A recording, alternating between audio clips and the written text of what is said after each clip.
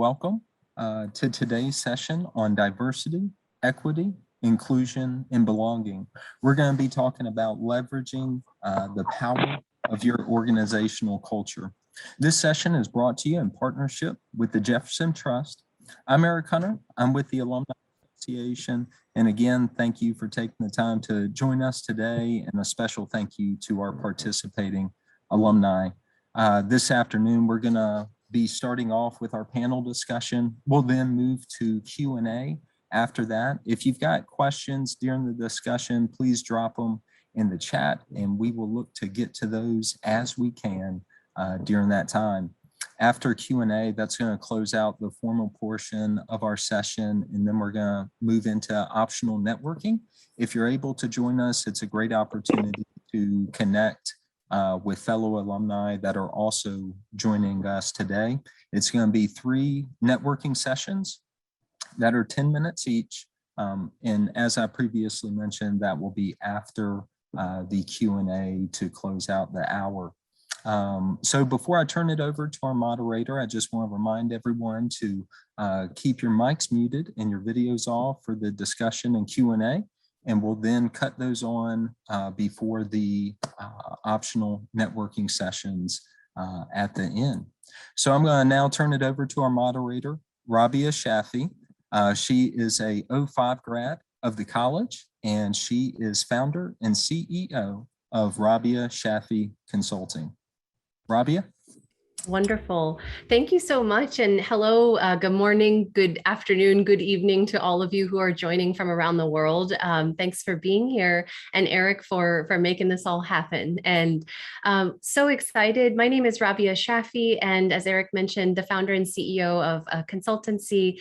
And my key role is to really focus on helping leaders create better workplace environments for their employees.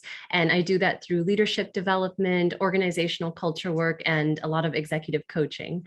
So I am delighted to be your moderator here today. My job today for you is to ensure that we hear perspectives of our awesome panelists, and that we get your questions answered as well, and really to offer and kind of create a space where we can shed light on this very, very important topic that has a lot of layers to it that we're going to dive into. So welcome.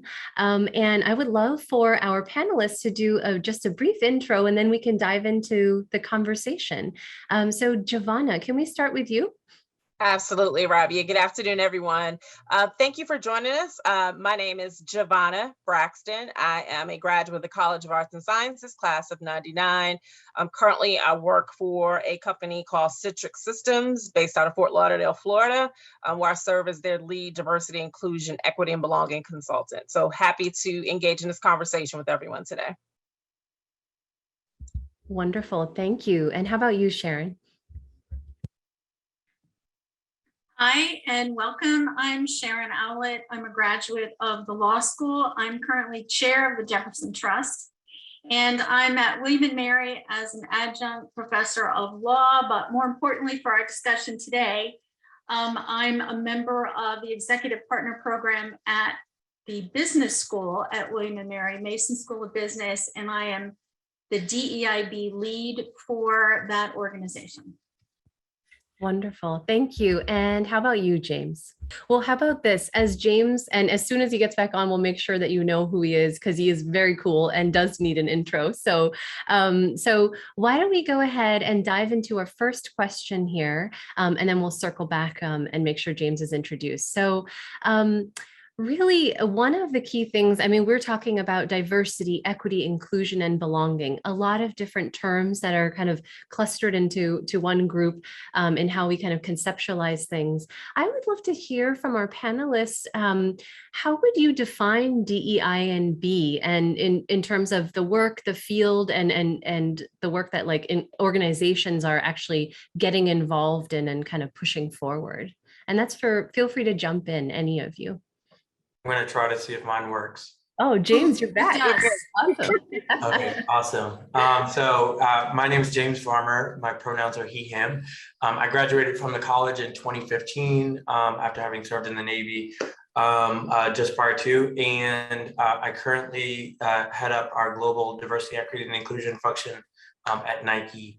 And I spent my time in between Portland, Oregon and Washington, DC, where I'm from. And so that was my introduction. I'm sorry I missed the question.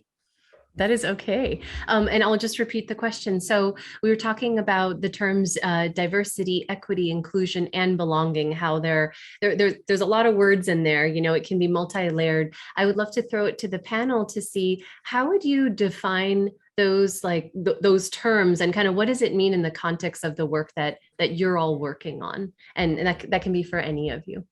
Yeah, I'll jump in. I think the unique opportunity we have is just to make sure that everyone understands the difference, as you mentioned, around, again, the soup, alphabet soup that you hear. And there's so many different alphabets that get thrown into the game, just contingent upon what's going on, right? So you hear DEI, so of course, diversity, equity, and inclusion, or you might hear it in a different context, dependent upon what the organization might be.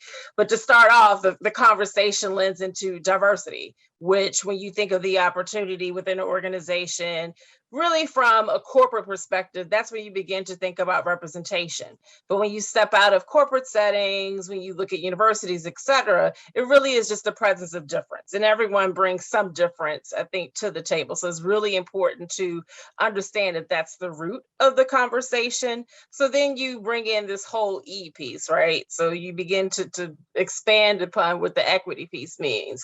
And equity really is more about programs, policies, and process, and the fairness of systems that exist within organizations. So that could be a university, that can be in any corporate setting. So it really is about ensuring that there is really fair treatment amongst those different people, or the differences that exist within an organization for the processes that exist, right? So then comes the B, and the B often can be leveraged out with the I, which is the inclusion factor. So the inclusion factor is simply just that, just in simple terms. Ideally, at the end of the day, when you think of the experience that one has within an organization, whether that be a university, corporate setting, wherever it might be, that there's an opportunity for everyone to come to the table. And just as inclusion says, they have a shared experience where they feel included, right? And so when you think about inclusion, it really is about making sure that everyone within a specific organization feels as if they now, quote unquote, belong. So that's where that belonging piece comes in, as it is the next layer of how you think about inclusion, to ensure that everyone can come, they can represent themselves. And I am not a fan of the bring your true self to work, because at the end of the day, if we all brought our true selves to work, nobody would have combed their hair, nobody would have done any of that, right? So it is, I think, a matter of bringing the most authentic version of yourself into that conversation of inclusion and belonging.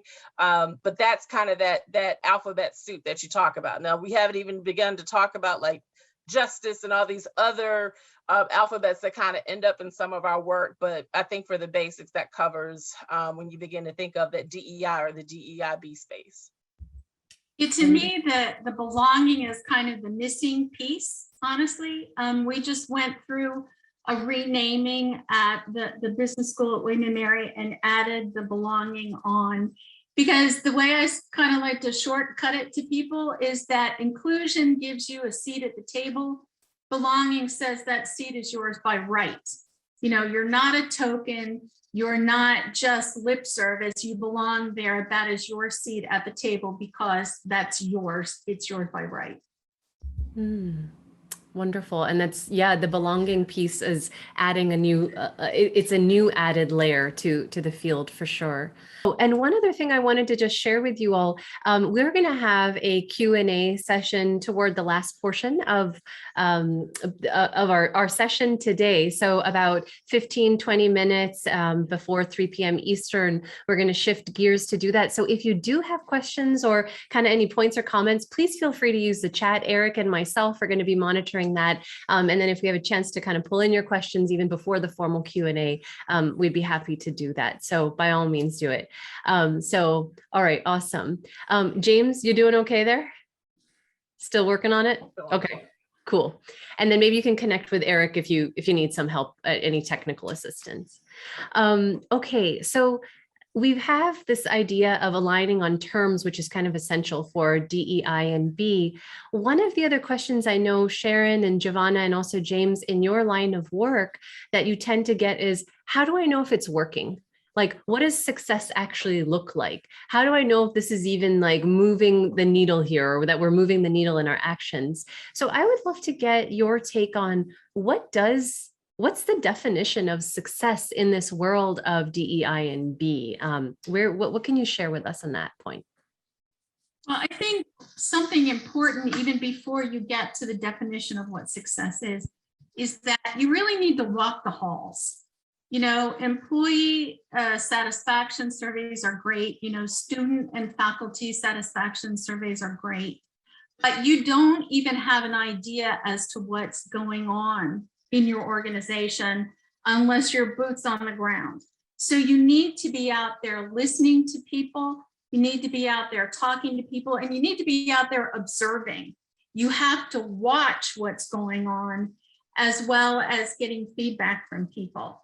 And when you do those things and you get all of that data, then you can begin to assess what's going on in your organization and what the different levels of comfort, safety, satisfaction are, you know, whatever the things are that you're most concentrated on for your particular initiative.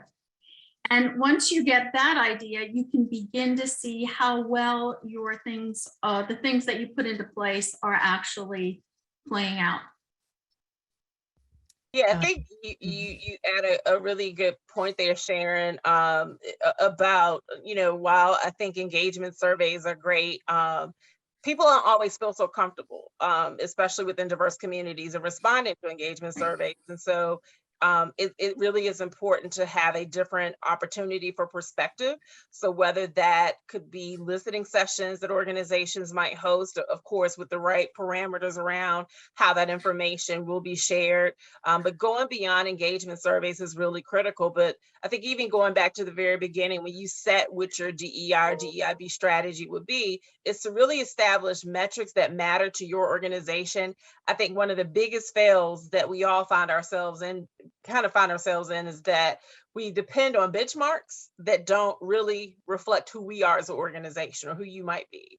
And so it really is an honest conversation about who you are, where do you desire to be within this work within your organization, and that to know even within the same industry, benchmarks are not going to have the same impact within your own organization. So it really is about establishing metrics that matter most to your organization.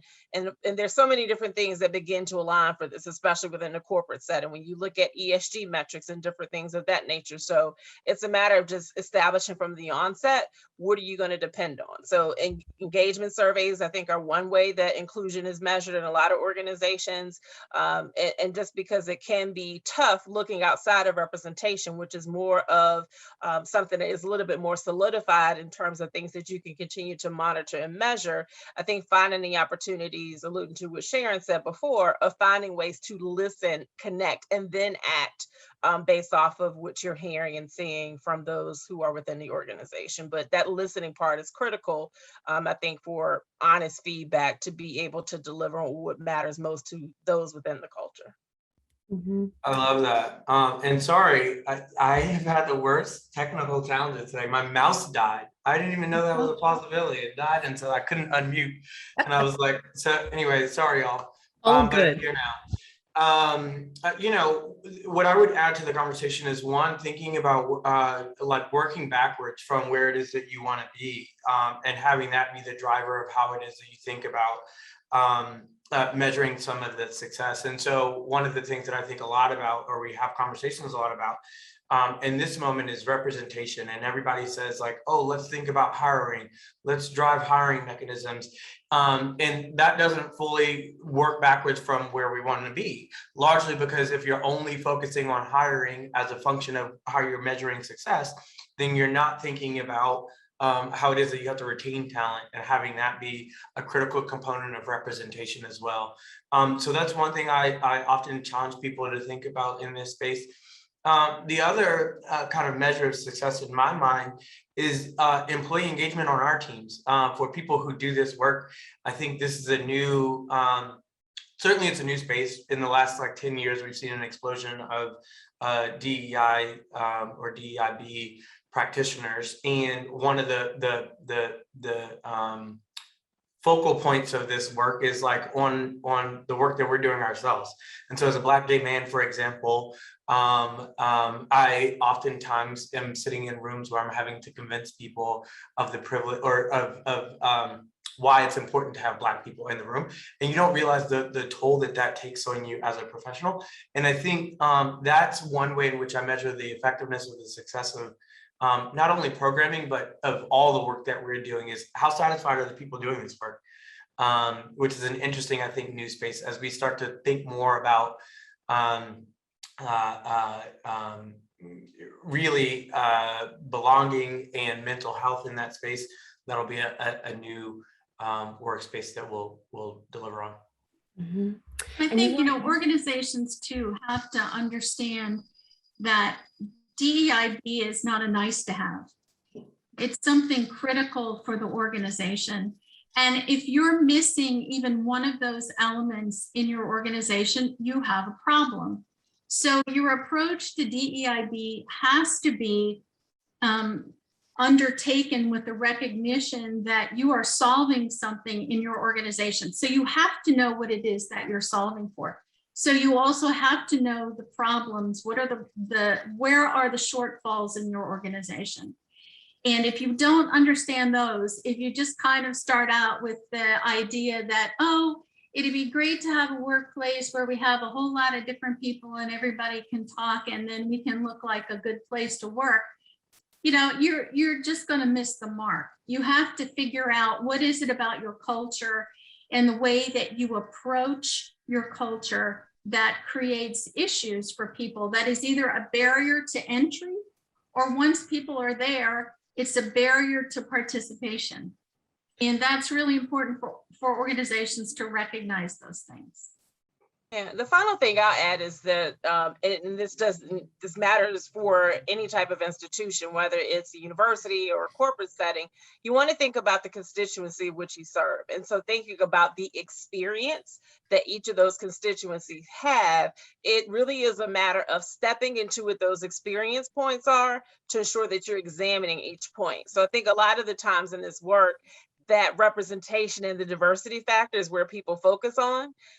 And specifically having been in the corporate setting for so long and worked across different HR functions, that's the fail. Because I think as James spoke to earlier, you only want to focus on recruitment, but how do you allow your recruitment teams to go out and to tell the story of the experience within that organization? How do you recruit students to an institution if there's not fair treatment of those students within said institution? So it really is a matter of making sure that the full experience within that spectrum of the organization is paid attention to, and not solely bringing in diversity into these universities, corporate settings, or whatever the case might be, because if there's a failed experience, then you won't have the opportunity to see great success when you look at this work, because you haven't fixed the experience part. And that's the really critical opportunity that we have within this space, I think, at this point in time. And one other thing James said that's very important that organizations need to keep in mind is the emotional toll on people, and particularly diverse people that have the responsibility of constantly explaining and constantly justifying, constantly having to be put on the spot. If they bring up something that's wrong in the organization and somebody says, well, give me an example. Why do I have to give you an example? I am telling you that there is a problem here. And it's just taxing, and it is very, very exhausting for people.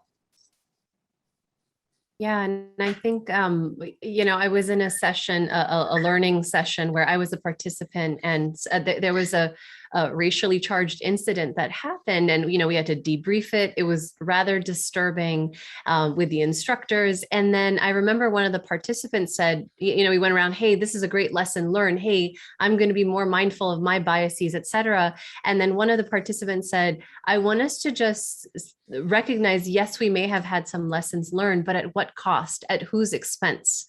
who's getting taxed on this essentially. And I think, Sharon, to your point, it's when we say we're going to do the work, that part of the work is not just the check the box, nice to have. It's those deep conversations that, back in the day, I would say even 10, 15 years ago, maybe even earlier, they were not a part of the workplace. They were considered un-PC, but the emotional toll on top of actually doing your day-to-day job as well. It's heavy. It can be very heavy for sure.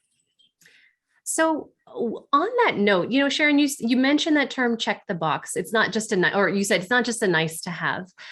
I'm curious to know for you all, what's the risk of not promoting and advocating and pushing initiatives that are DEI and B? And the reason I'm asking that is because I know I'm not in the field of diversity and inclusion. I respect it. I respect all of you. I do work around leaders, a culture, and change in the workplace environment, employee satisfaction. And I've had, prospective clients or folks I'm connected to say, Ravia, this is all great and well, but I've been successful my entire career without having to do these things. Why do I need to do this?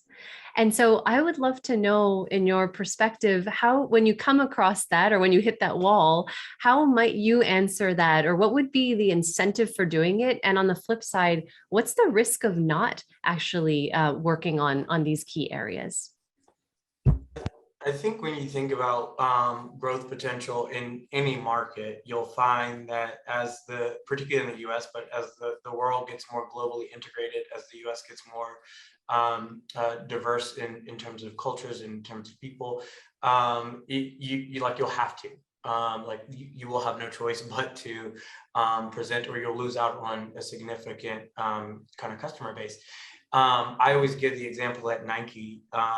If you take a look at what happened when we released our For Once Just Don't Do It ad with Colin Kaepernick, and folks just were like, Nike's going to lose all its money. We actually had our best earnings at that point.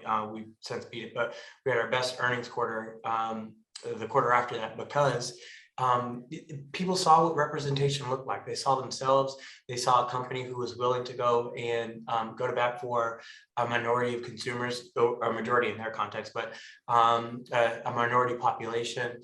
And I think that you'll find a lot more of that, a lot more companies recognizing that if you don't, you're just going to lose out on a huge kind of customer base. And so whether that's in your marketing, whether that's in your internal HR functions, you'll lose out on talent. There are consequences to not having some of these initiatives in play. Yeah, I think that's exactly right. There are consequences because of the changing world, because of the changing workforce, because of the way people evaluate companies and products and universities and programs. People are more interested and becoming more interested in places that are diverse and inclusive. And they're more willing to vote with their feet or vote with their pocketbook when, they come across a company or institution that they feel does not measure up to what they believe is appropriate in terms of diversity, and they'll do that, and you will lose your relevance, whoever you are, a company, a university, an organization, you will begin to lose your relevance. Yeah, I think, tied into that relevance factor, no matter what the industry, you miss out on the opportunity to really grow innovation and diversity of thought. And that's something that's extremely critical when you think of customer bases, and even when you're recruiting talent. So if you don't know the specifics of what's next within a specific industry, you don't have that different mindset at the table to make those decisions, to be the voice of the customer that's not there at the table. That's a continuous loss. And I know that is quite cliche and something that we hear pretty often, but diversity absolutely drives innovation, and an exchange of diversity of thought really impacts the future of any organization. That reminds me of I have a great example of that. I don't know if anybody knows the story, but the story of how the Flaming Hot Cheetos came to be. It's such an interesting story. I'll explain it really quickly, but there was actually a janitor that worked at Frito-Lay, I guess it is, or it could be, I don't know who makes Cheetos, but anyway, who works, I'm pretty sure it's Frito-Lay. Janitor works there, is of Latino heritage, and puts spices in his Cheetos, mixes it up, goes on eating these Cheetos by himself, you know, and then I guess his coworkers get wind of it. And then he, like, it's like a popular hit, and he's like, oh, well, I do this back home all the time, like all my friends and family do this. And had it not been for somebody with that diverse experience, that diverse background, using the spices that he has in his home closet, we would never have Flaming Hot Cheetos. And I love Flaming Hot Cheetos, by the way. I think that they're fire, no pun intended. So that, you know, that's an interesting kind of case study. And the more you have this diversity of thought, this diversity of experience, the better your organization will be. And that's a huge, like, multi-billion-dollar brand now, the Flaming Hot brand. He's a VP of multicultural engagement now, I think. Wow. Wow. Yeah. So interesting little fact. What a cool tangible example. And James, what you're sharing, it sounds like that's a microcosm for, you know, the bigger picture. Like that's one product, one service, et cetera. And what a cool story and an anecdote. Sharon, were you going to share something? Not really. I mean, I think that's an important point. And, you know, in the academic world, it is a much more rich experience for students as well as for faculty, because, you know, faculty learn from students, you know, all the time. It's a much more rich experience when you hear different viewpoints, different ways of looking at things, different experiences. It's just more intellectually stimulating, and it's more rewarding. You know, we all like to sit around people who are exactly like us at times, right? I mean, all of us are like that, but it's not the most productive way to live your life, really. You know, you want to challenge yourself to learn new things and experience new things. And the best way to do that is to be around people who are different and have different points of view. Awesome. And, you know, we have a question in the chat that's kind of tied to where we were going to go next. And let's say we are well-intentioned as organizations and as leaders to push through these engagements and really commit, put our money where our mouth is.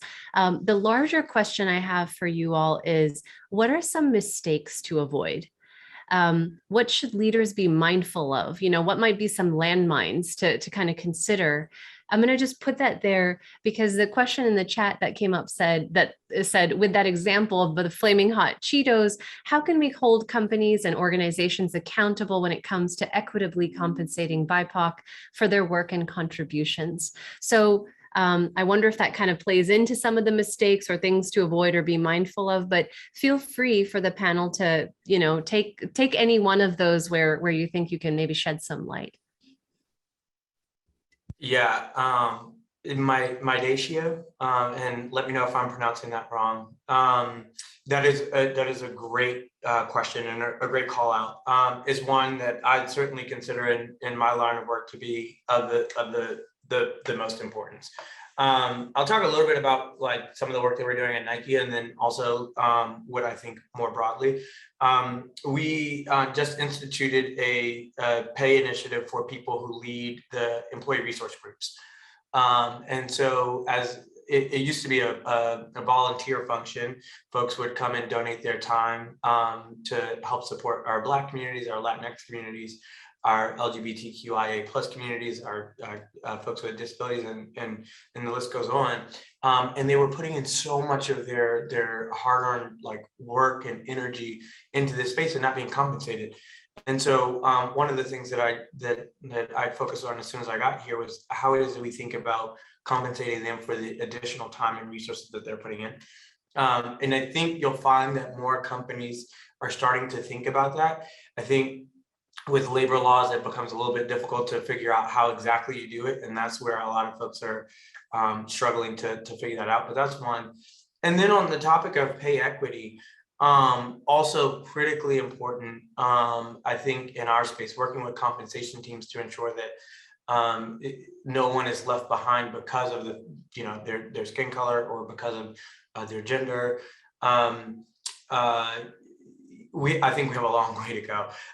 We've committed internally to actually externally as well. If you look at our impact report, in 2025, we said that by 2025, we should say that we had parity between pay for all levels. We're on track to hit that goal by 2023, which is really exciting. But the fact that we had to make a goal says a lot itself. So I'll stop there. Thank you. How about Sharon or Giovanna? I think this is another area where it's really important to be walking the halls again and keeping your ear to the ground to understand what is going on in your company or your organization. How is it working? And it's also an important culture area as well. It's important to have, if you have a culture that respects the contributions of all the individuals in your organization and you want to reward them equally, that has to start at the top. It has to start with the CEO or the president or the chairman or whoever it is. Because if it doesn't start there, it won't live. And then you have to make sure that it filters all the way down through the organization. I actually was on a panel last night at the business school talking to female MBA students about the female double bind, which is where, you as a woman, if you try to exhibit leadership characteristics, which are typically looked at as male, you're called too harsh. And if you act as people have been conditioned to think women should act, then you're looked at as being too soft and not an effective leader. And part of this double bind issue that women go through is the fact that you're called on to prove your leadership capabilities over and over and over again. And you are not lots of times as well compensated as your male counterparts. And part of that discussion also, I talked to the students about the fact that we needed to recognize the fact that women of color, women of other ethnicities had a double whammy there, because they were not only fighting the double bind that women are in, they were fighting the double bind that people of color are in, that international employees or students are in, that LGBTQ plus people are in, that it is frequently an overwhelming thing to fight on your own. And so we all have to get in there, support each other, but make sure that the company or the organization has the culture that will support fair and equal pay and advancement. And James, I'm really interested, being a lawyer, I'm really interested in as to how labor laws get in the way of fairly compensating people. So maybe we could talk about that offline, because I find that fascinating. I would love that. It's mostly with respect to the ERDs, because they already have, they get paid in their day job. And so when we think about and technically it's a volunteer position, we can talk about it offline, but yeah. Yeah, what I'll say about the whole pay equity piece, it really is, again, a commitment to equity and understanding that pay equity is extremely critical to ensuring that, again, from a recruitment perspective, if you tell the story that pay equity matters within an organization, but is also aligning with the mindset of one as an organization setting continuous priority to ensure that you're examining every system, pay equity, performance management, every system that there could be potential bias or unfair treatment of individuals in any process, that you actually look at that, not just when something happens, but on an annual basis. And that really, for us as practitioners, it's about the partnership that we have across organizations, because if we're really being honest with ourselves, as practitioners, there's a limitation to what we actually own.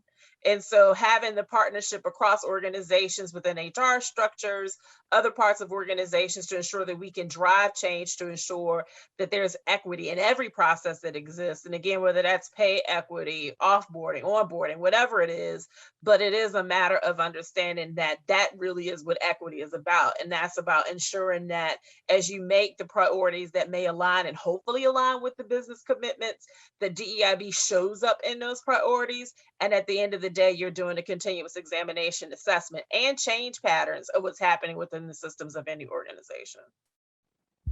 Wonderful. And I think the interesting thing is in the chat, and kind of based on what you all are talking about around mistakes or things to avoid or things to kind of be accountable to, one of the big things is the belonging piece. And I think Beth has a question here, right? She's at Shenandoah University, a small private in Winchester, Virginia. She said, we've lost some faculty and staff who were happy or content at the university, but felt that they didn't belong in the surrounding area. Any suggestions on ways to balance this out?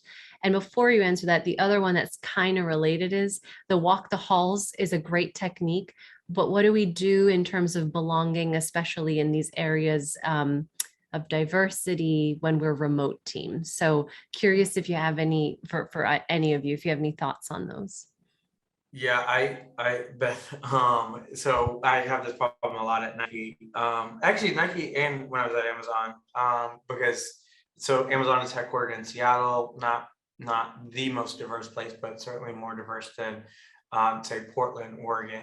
And one of the challenges that we have both in recruiting and in retention, similar to your point, is tied to the spaces outside of work. So there's a challenge in work that we work to address, but outside of work, how do you convince folks to come to relocate from Washington, DC, to relocate from New York, to relocate from these, cultural hubs to a place that's not that.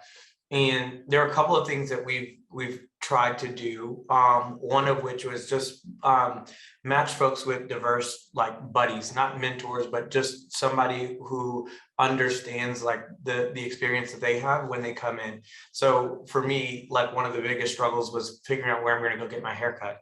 Back home, there's a number of Black barbershops that I can walk into on any given day and find a barber. In Portland, that's a little hard.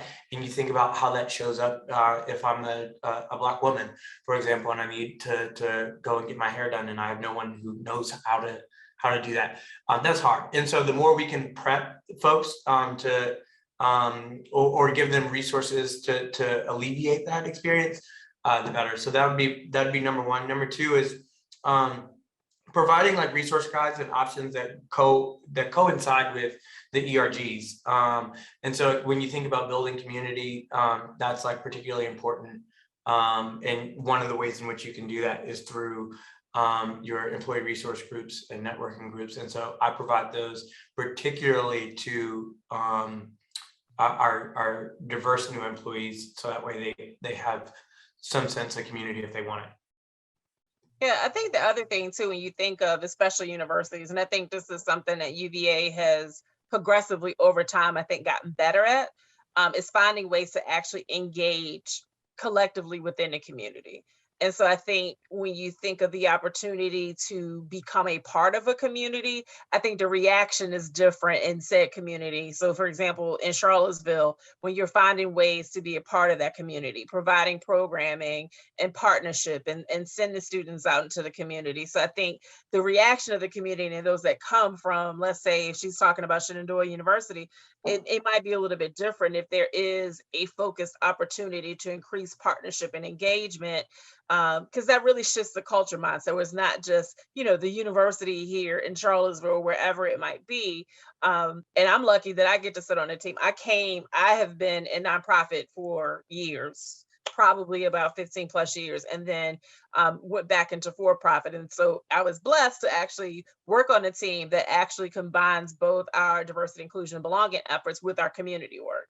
And so I think that is significant for us when we're thinking about ways that we want to show up in communities, and then having the opportunity to select the communities where we think is most important globally for us to show up and to have presence. That really matters for us when we're thinking about those that we send out to represent our organization, no matter where that might be across the globe. So I think it's just a different reaction when an organization has some presence. I think it makes it a little bit more digestible than not having any connection to the communities where they exist. Great. Yeah, Sharon. I was just going to talk about the remote workforce because that really is very tough. It's tough in the best of times. It's kind of miserable right now for a whole variety of reasons.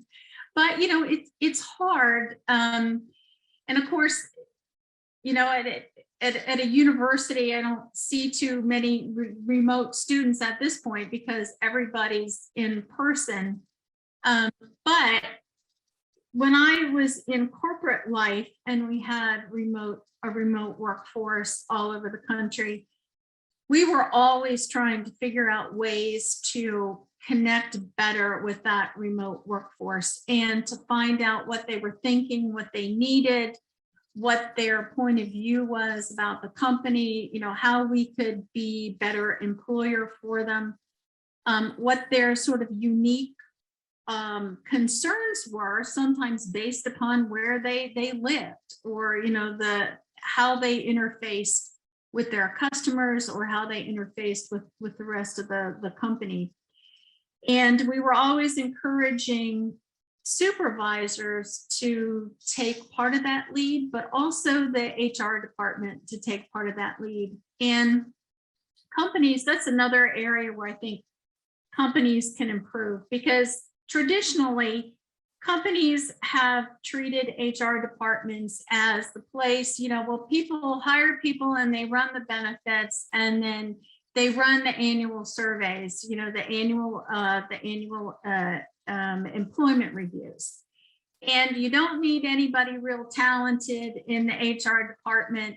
You don't need to pay too much attention to who's in the HR department, because that's not the real work of the company. Well, it really is in large part the work of the company. And you need to make sure that you've got a strong HR department. First of all, that you have enough people in the department to actually look after your employees, because sometimes companies tend to scrimp on the indirect labor because it increases their profit margin if they do.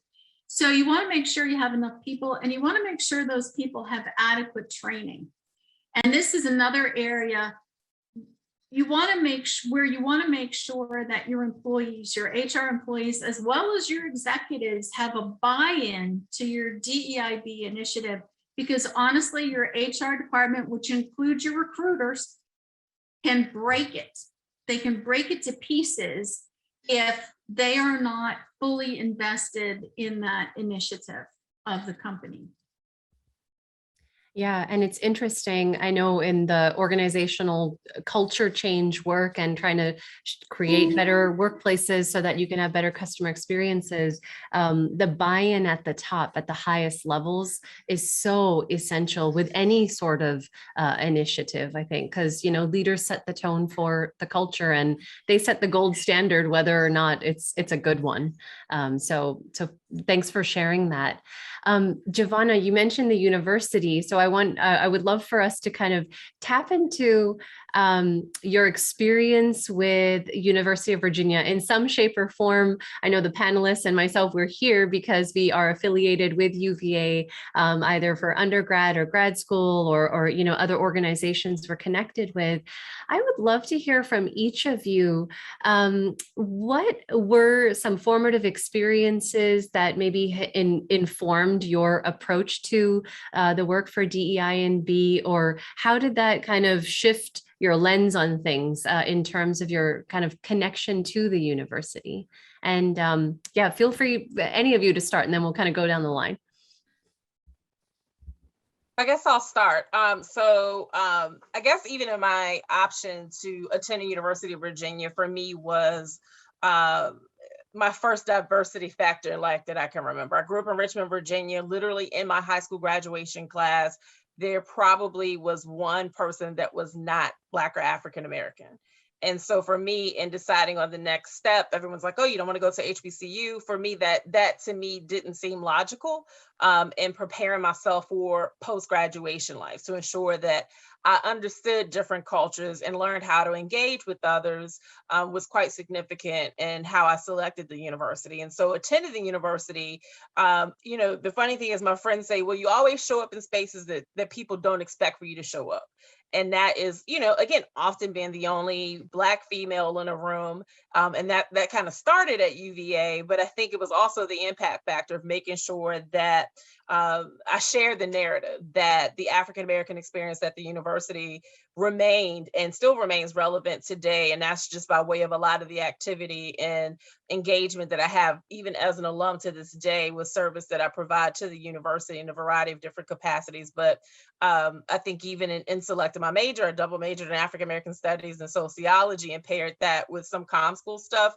So it really was something that in my mind, I knew that I would spend some time within diversity talent management post-graduation. So did change management consulting, and that evolved to more time in helping corporations to kind of figure out what is diversity and how does it fit into our future as an organization. So that absolutely started at UVA. That continues for me in the contributions that I make as an alumni to the university as well.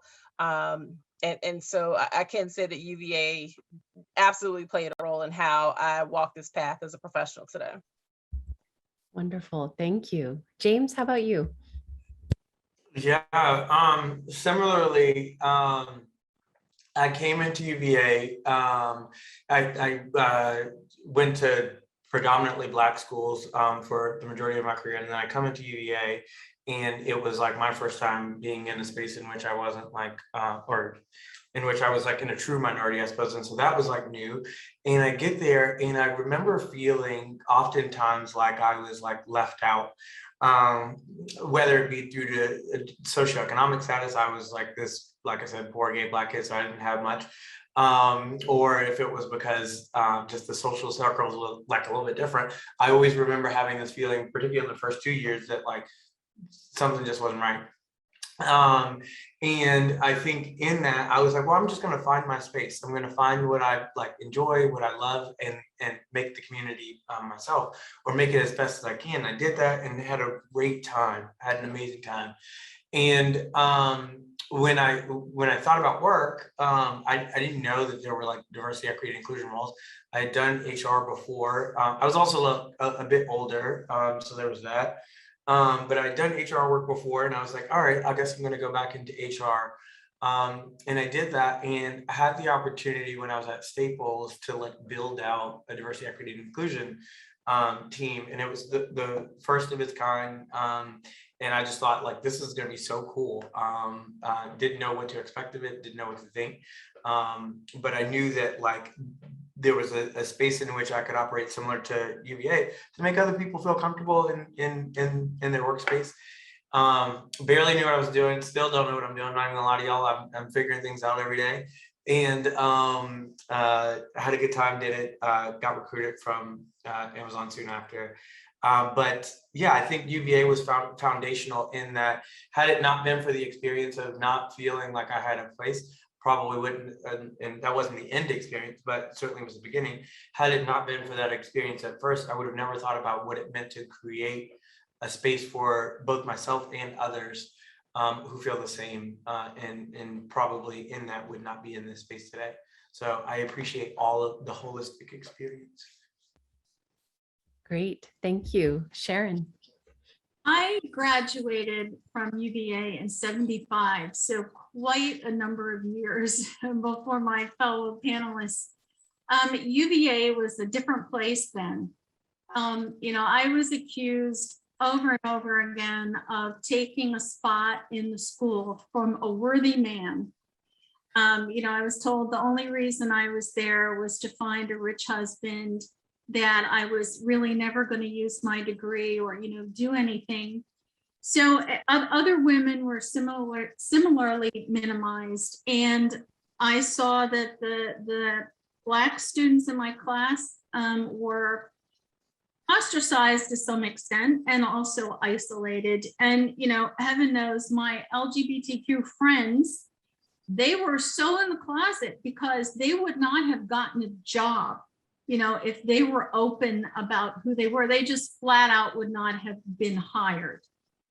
And they would have been ostracized as well. And I mean, the fact that they couldn't be themselves meant that they were ostracized. So to me, I loved the university because I loved its principles. I loved what it stood for. And I felt that it wasn't where it could be.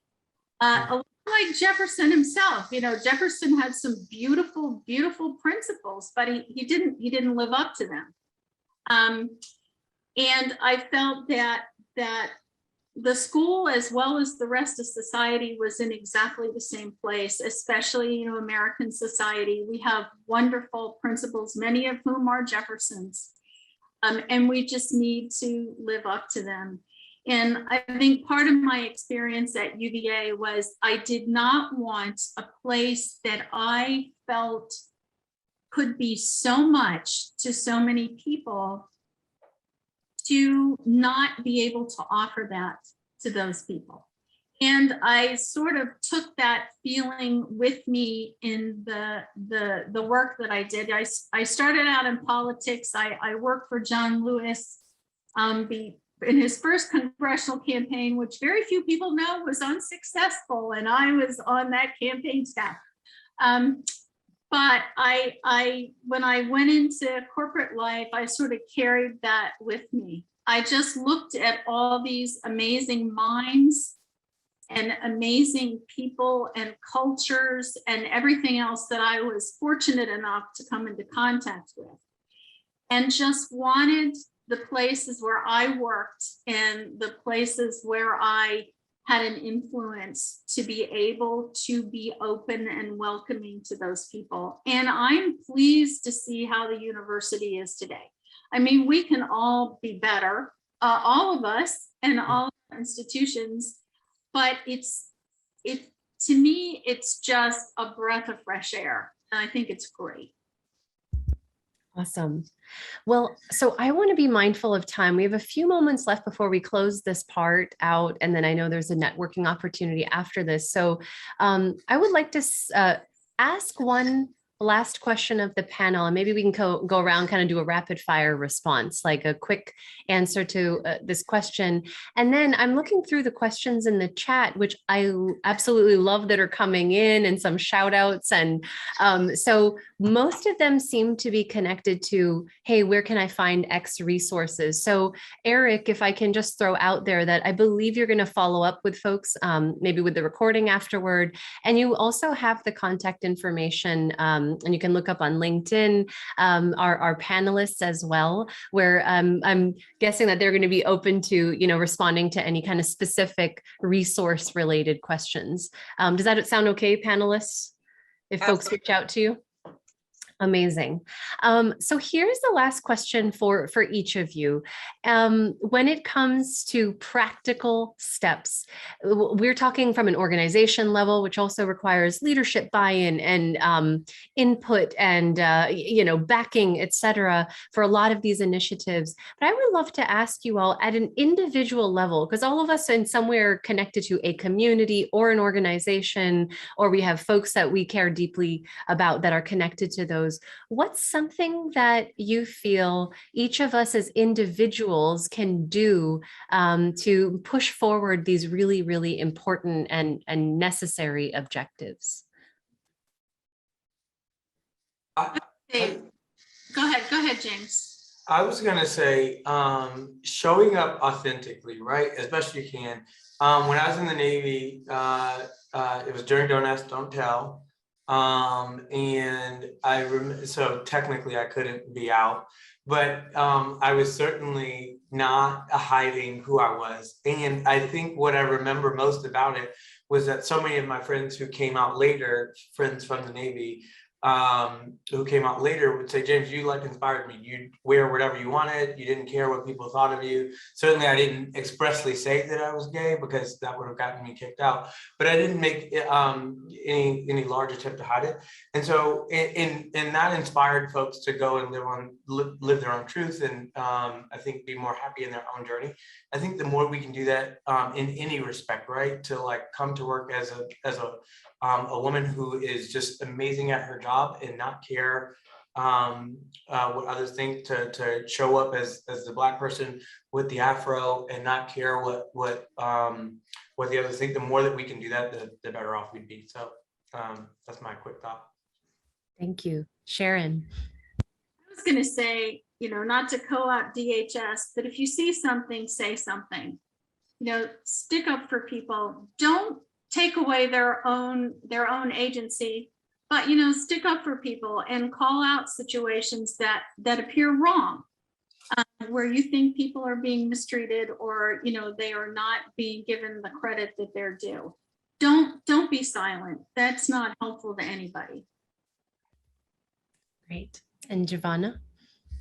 I think the thing, I guess it's 2 points that I add. One is self-awareness and understanding, I think, is key and critical in understanding anything about this work. I think I am of the school of belief that everyone has some element of diversity. And so I think putting the you into diversity is really significant within this work, and understanding that you may not be, because I think, again, from an Americanized perspective, everything tends to be Black, white, male, female, very just plain, but there's so many different layers and elements to what diversity means. And I think it's quite significant that everyone has an opportunity to authentically show up to do this work. And so that leads into the second point, is that allies matter. In every organization, structure, industry, whatever that might be. And so finding ways that you can, one, lean into opportunities to represent things that may not directly impact you, but that aren't fair within the organizations where you show up. So understanding what it means to be an ally, understanding your space and place as an ally, I think is significant, but also ensuring that you're doing that work to understand that it's not a them situation. It really is about engaging everyone within the DEIB work that happens. So. Excellent. Thank you so much. And, I'm just thinking about the big contributions that Sharon, Giovanna, James, you're making. It's an uphill battle.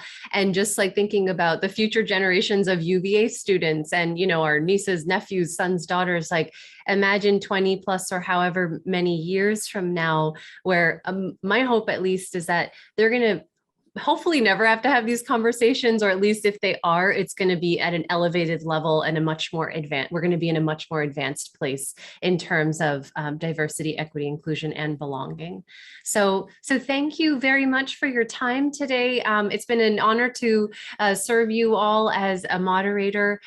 Eric, may I hand things back over to you? Yeah, this has been great. Thank you, Sharon, Rabia, Giovanna, and James. Great information. Thank you for sharing, not just on the professional side, but also the personal side. Really appreciate it.